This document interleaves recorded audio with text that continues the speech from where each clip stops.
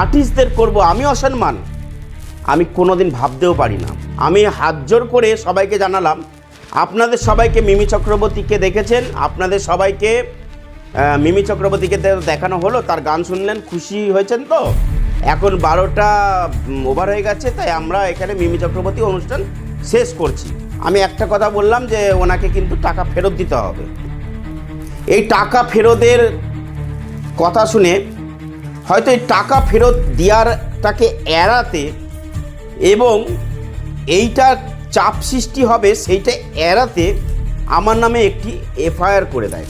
সাধারণ মানুষকে অথবা কোনো কর্তৃপক্ষকে মিথ্যে মামলায় জেল হেফাজতে করার এইটা মিমি চক্রবর্তী করেছে। আমি তনয় শাস্ত্রী আজকে একটি গুরুত্বপূর্ণ বিষয় নিয়ে আপনাদের সংবাদ মাধ্যমে আমি উপস্থিত হয়েছি। একটি আলোচনা যেটা হচ্ছে আমাদের প্রতি বছরের ন্যায় এবছরেও 2026-এ 23শে জানুয়ারি থেকে 25শে জানুয়ারি পর্যন্ত আমাদের একটি সাংস্কৃতিক অনুষ্ঠান হয়েছে এবং প্রত্যেকটা অনুষ্ঠানে আমরা আইনের ঊর্ধ্বে প্রশাসনিক নির্দেশ অনুসারে আমরা 23 তারিখ থেকে 25 তারিখ পর্যন্ত অনুষ্ঠানটি সময়সীমা বেঁধে পরিচালনা করে এবং অনুষ্ঠানটি সমাপ্ত করি। ঘটনাটা হয়েছিল 25 তারিখ আমরা সেই অনুষ্ঠানে মিমি চক্রবর্তীকে আমন্ত্রণ জানাই এবং সেই আমন্ত্রণের ভিত্তিতে তার কথা দেওয়া ছিল রাত্রি 9টা 30-এর মধ্যে আসবে, 10টা 30 থেকে স্টেজ নেবে এবং 1.5 ঘন্টা পারফর্ম করবে। তার জন্য তার মূল্য ধরা ছিল সে তার পারিশ্রমিক নিয়েছে 2,65,000 টাকা এবং সেটা আগাম 1 দিন বা 2 দিন আগে নিয়েছে। নেয়ার পরে আমরা প্রত্যেকটা মানুষ একটা আশায় থাকি, এটা একজন শিল্পী আসবে, আমরা আশায় থাকি। সেই হিসাবে আমাদের ওখানে যথারীতি আগেও অনেক শিল্পীরা এসে তারা নিজেদের প্রোগ্রাম করে চলে গেছে, কিন্তু ম্যাডাম মিমি চক্রবর্তী সে কী করেছে, রাত্রি 11টা 46-এ স্টেজ নিয়েছে এবং মাত্র 15 মিনিট প্রোগ্রাম করে, অর্থাৎ 12টা পর্যন্ত প্রোগ্রাম করে ওনাকে 12টা 3 কি 5 নাগাদ আমি স্টেজে উঠে, আমি পাশে দাঁড়িয়েছিলাম, ওনার দুটো গানও হয়েছে, আমি দাঁড়িয়েছিলাম, আমি স্টেজে উঠে পরিষ্কারভাবে আমি হাত জোর করে সবাইকে জানালাম, আপনাদের সবাইকে মিমি চক্রবর্তীকে দেখেছেন, আপনাদের সবাইকে মিমি চক্রবর্তীকে দেখানো হলো, তার গান শুনলেন, খুশি হয়েছেন তো? এখন 12টা ওভার হয়ে গেছে, তাই আমরা এখানে মিমি চক্রবর্তী অনুষ্ঠান শেষ করছি। এই বলে ওনার যে সিকিউরিটি আছে তাদেরকে আমি একটু হাত দেখিয়ে সিকিউরিটিকে বলেছি, ওনার যে সিকিউরিটি আছে তাদের বললাম ওনাকে নিয়ে যান। মিমি চক্রবর্তী সেখানে সবাইকে গুড নাইট এবং থ্যাংক ইউ বলে সে চলে যায় এবং আমাদের কর্তৃপক্ষ, ক্লাব কর্তৃপক্ষ যারা আছে, সদস্যরা যারা আছে, তারা সুন্দরভাবে তাকে গাড়িতে সে উঠে যায় এবং সুন্দরভাবেই সে স্টেজেও এসেছিল। তার প্রত্যেকটা ভিডিও ফুটেজ এভিডেন্স আমার কাছে আছে এবং 12টা 10-এর পরে কোনো অনুষ্ঠান ওখানে আর হয়নি। কিন্তু ব্যক্তিগতভাবে আমি আজকে বলতে বাধ্য হচ্ছি, আমি কোনো আর্টিস্টকে অপমান করছি না, কারণ আমরা জানি, আমরা ছোট থেকে বড় হয়েছি একজন আর্টিস্টের অভিনয় দেখে, একজন গায়কের গান শুনে আমাদের মন ঠান্ডা হয়ে যায়, অর্থাৎ মন ভালো হয়ে যায়।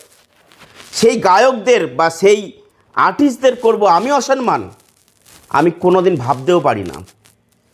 আমি উপযুক্ত মনে করেছি প্রশাসনিক পারমিশন মেনে এবং মাধ্যমিক পরীক্ষার্থী ভেবে পরের দিন চলছে এবং পরের দিন প্রজাতন্ত্র দিবস ভেবে আমি ওনাকে সুন্দরভাবে ভদ্রভাবে এই কথাটাই বলেছিলাম যে মিমি চক্রবর্তী অনুষ্ঠান দেখেছেন, এখানে মিমি চক্রবর্তী অনুষ্ঠান শেষ করা হচ্ছে।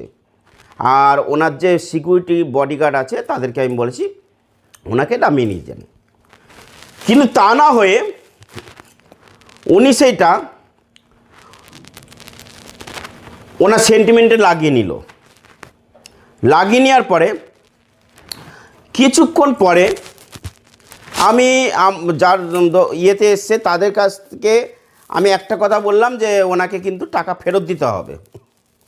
এই টাকা ফেরতের কথা শুনে হয়তো এই টাকা ফেরত দেওয়ারটাকে এড়াতে এবং এইটা চাপ সৃষ্টি হবে সেইটা এড়াতে আমার নামে একটি এফআইআর করে দেয় এবং এফআইআরটা বেলেবল সেকশন থাকা সত্ত্বেও এমনভাবে একটি রাজনৈতিক মাধ্যমে পেঁচিয়ে ফেলে যেখানে আমাকে জেল হেফাজতে থাকতে বাধ্য করা হয় এবং আমি সেখানে জেল হেফাজতে ছিলাম, আপনারা সেটা হয়তো দেখেছেন।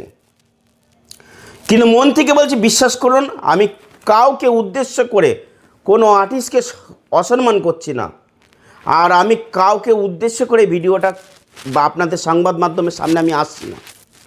শুধু একটা কথাই বলবো, জেল হেফাজতে আমি যেই কদিন ছিলাম আমি চুপচাপ যা হচ্ছে আমি দেখছি শুনছি এইভাবেই ছিলাম। শুধু একটা বিশ্বাস রেখেছিলাম, সেটা হচ্ছে আমাদের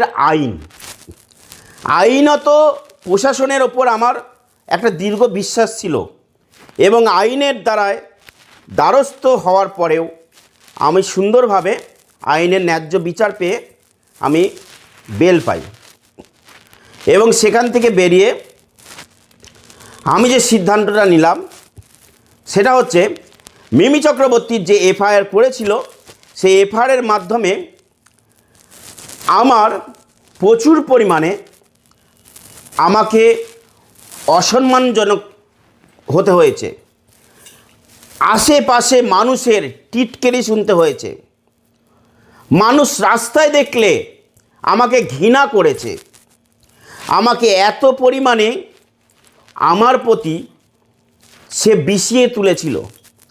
এই যে জেলে যাওয়া অপমান, কারণ আমি জানি জেলে তখনই যায় মানুষ যখন অন্যায় করে। তাই আমার মা বাবা আমাকে ছোটোবেলা থেকে শিখিয়েছে, বাবু কোনো দিন কোনো অন্যায় করবা না, যাতে কোনো দিন কোনো অসম্মানজনক কাজ করবে না, যাতে তোমার এরকম ক্ষতি হতে পারে। আমি জানি আইন কি, আইনকে আমি সম্মান করি। তা সত্ত্বেও আমাকে পাঠানো হয়েছে, উনি ওনার ক্ষমতার জোরে আমাকে সেইটা পাঠিয়েছে।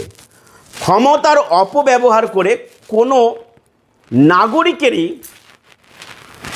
উচিত নয় কোনো সাধারণ মানুষকে অথবা কোনো কর্তৃপক্ষকে মিথ্যে মামলায় জেল হেফাজতে করার। এইটা মিমি চক্রবর্তী করেছে। একজন নারীকে আমি হয় সম্মান করছি, কিন্তু ওনাকেও আমি কোনো খারাপ উদ্দেশ্যে ভিডিও করছি না। শুধু এইটুখানি আপনাদের জানাচ্ছি, আমি যতদূর জানি বা শুনেছি, কসবা ভুয়ো ভ্যাকসিন কাণ্ড, 1x বেট অ্যাপিং অ্যাপ 1x অ্যাপ বেটিং কাণ্ড, যেখানে মিমি চক্রবর্তীর নাম জড়িয়ে আছে। যদি ভুল না বলে থাকি তাহলে 1x অ্যাপ বেটিং কাণ্ডের জন্য ওনার ওপরে ইডির একটা তদন্তও চলছে। তার সত্ত্বেও একটা শিল্পীকে নিয়ে এসে অপমান করব, এটা আমার কোনোদিন মনোবর্তীতে ছিল না। আমি ভারতবর্ষের সমস্ত শিল্পীকে সম্মান জানাই। যদি আপনাদের মনে হয় আমার কোনো এটা ভুল ছিল, আমি প্রশাসনের আইন মানতে গিয়ে আমি যে কাজটা করেছি মাইকে সেটা ভুল ছিল, তাহলে আমাকে জানাবেন। কিন্তু আমি একটা কথা বলতে চাই, একজন শিল্পীকে দেখার জন্য কত মানুষ দৌড়াদৌড়ি করে, কত মানুষ ভিড়ের মধ্যে আটকে যায় একজন শিল্পীকে দেখার জন্য। শিল্পীকে মানুষ তৈরি করে। হ্যাঁ, শিল্পীকে মানুষ কিভাবে তৈরি করে তাকে হাইলাইট করে, কিন্তু আমি এইটাও জানি একজন শিল্পীকে তৈরি হতে গেলে তার যথাযথ পরিশ্রম, তার যোগ্যতায় তৈরি হতে হয়। অতএব আমি প্রত্যেকটা মানুষকেই বলবো, প্রত্যেকটা শিল্পীকেই সম্মান করা উচিত, কারণ তারা তাদের নিজের যোগ্যতায় শিল্পী হয়েছে এবং আর্টিস্ট হয়েছে। কিন্তু তাই বলে এই নয় যে আপনাদের এই উৎসাহটাকে এবং আপনাদের এই সাকসেসটাকে আপনারা অহংকারে পরিণত করবেন। এটা আমি অনুরোধ করব, কখনো অহংকারে নেবেন না। আপনারা শিল্পী আর্টিস্ট নিজেদের মতন সুন্দরভাবে থাকুন, মানুষের সাথে ব্যবহারটা ঠিক রাখলে অবশ্যই মানুষের ভালোবাসা পাবেন। এটা আমার ব্যক্তিগতভাবে মনে হয়েছে, তাই আমি এইটুখানি বলছি, কোনো শিল্পী বা আর্টিস্ট আমার ওপর যদি অভিমান করেন যে আপনাদের অপমান করছি, এটা ভুল ভাববেন না। আমি আপনাদের অপমান করিনি এবং সেদিনকে স্বয়ং মিমি চক্রবর্তীকেও অপমান করিনি। আমি খুব সুন্দরভাবে হাত জোড় করে আমি ওনার কাছে নমস্কার জানিয়েছি এবং ওনার সিকিউরিটিকে বলেছি ওনাকে নিয়ে যান। এটা ভিডিও এভিডেন্স এবং সব কিছু প্রমাণপত্র আমার কাছে আসে। কিন্তু মিমি চক্রবর্তী একটি নোটিশ পাঠিয়েছিল, যে নোটিশটা আমার হাতে এসেছিল, সেখানে স্বীকার করেছে মিমি চক্রবর্তী নিজে 11:20 সময় ওখানে উপস্থিত হয়। আমি ধরে নিলাম যে 11:20তেই আসলো, তাতেও কি 1.5 ঘন্টা প্রোগ্রাম করা সম্ভব ছিল 12টা পারমিশন ওভার করে? কোনো দিনই না। কারণ সে যদি 11:20তেও আসে, তার ঠিক সেখান থেকে স্টেজে উঠতেই তার 10 মিনিট লেগে যাবে। আমি মেনে নিলাম উনি যেই স্বীকার করেছে তার এভিডেন্স, তার নোটিশের কপি তো আমার কাছে আছে, আমি আপনাদের দেখাবো। সেই ক্ষেত্রে উনি ওনার রাজনৈতিক পাওয়ার দেখাতে চেয়েছে। সবার আগে বলি, আমি ভারতীয় নাগরিক, আমি কোনো রাজনৈতিক লোক নই। আপনারা যারা আমাকে রাজনৈতিক সাথে গুলিয়ে ফেলছেন, তারা ভালো করে বারবার বলছি শুনে নিন, আমি কোনো রাজনৈতিক লোক নই। আমি মায়ের পুজো করি, আমি ভারতীয় নাগরিক হিসাবে মাথা উঁচু করে বাঁচতে চাই, তাই আমার যেটা মনে হয়েছে সঠিক আমি সেটাই করেছি। আর আমি জীবনে কোনো দিন ভুল করার চেষ্টা তো করিনি, আগামী দিনে ভুল করবও না। তবুও যদি কখনো কোনো ভুল হয়ে যায় সেটা ক্ষমা প্রার্থী। যাই হোক, এখন তার ভিত্তিতে 1.5 ঘন্টা প্রোগ্রাম হয়নি। সেখানে উনি আমাদের ঠকিয়ে, আমাদের প্রতারণা করে আগাম যে 2,65,000 টাকাটা নিয়েছে সেটাকে চাপা দেওয়ার জন্য এবং মিথ্যে কথা বলে আমাকে ফাঁসানো হয়েছে।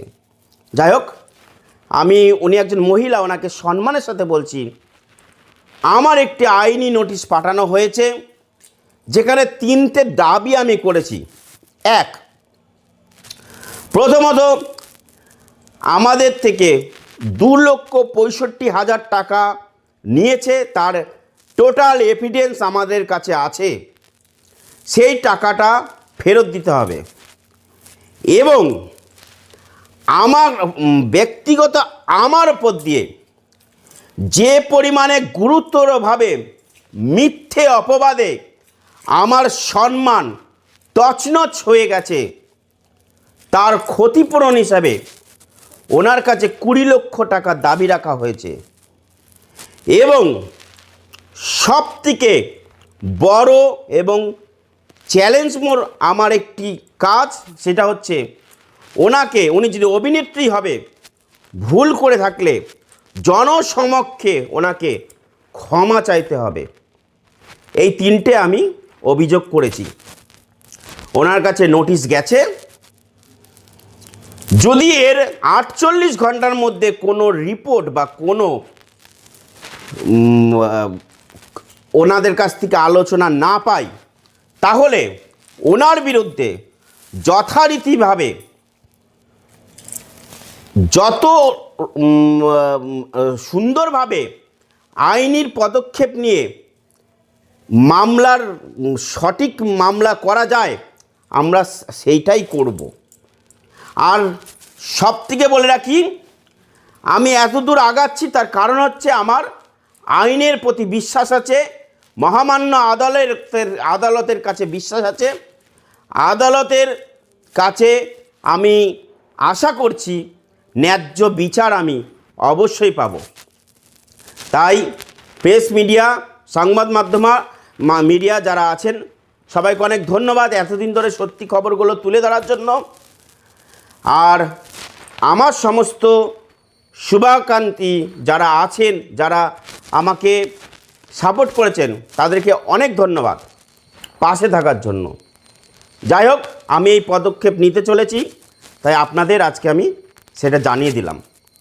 এরপরে যা হবে আমি আগেও বলেছি, এখনও বলছি, মায়ের পুজো করে আমি মায়ের সন্তান, মা যেটা করাবে, ভগবান যেটা, আমার মা যেটা করাবে সেটাই আমাকে মেনে নিতে হবে। আমি মনে করি আগে যা হবে সব আমার মায়ের ইচ্ছের হবে। আমি এর বিরুদ্ধে কেউ না। আমি আবারও বলছি, আমি কোনো রাজনৈতিক লোক নই। আমি পশ্চিমবাংলায় বাস করছি। পশ্চিমবাংলার আইন শৃঙ্খলার ওপর আমার ভরসা আছে। পশ্চিমবাংলার আইন শৃঙ্খলাকে নিয়ে আমি এগোচ্ছি। এবার আমার সাথে সঠিক বিচার হয় কি না সেটা আগামী দিনে দেখব। ভালো থাকবেন, সবাই সুস্থ থাকবেন। আরও ভালো ভালো খবর দেখতে সাবস্ক্রাইব করুন বাংলা হান্টের ইউটিউব চ্যানেল। বাংলা হান্টের আরও খবর দেখতে নজর রাখুন। বাংলা খবর মানেই বাংলা হান্ট।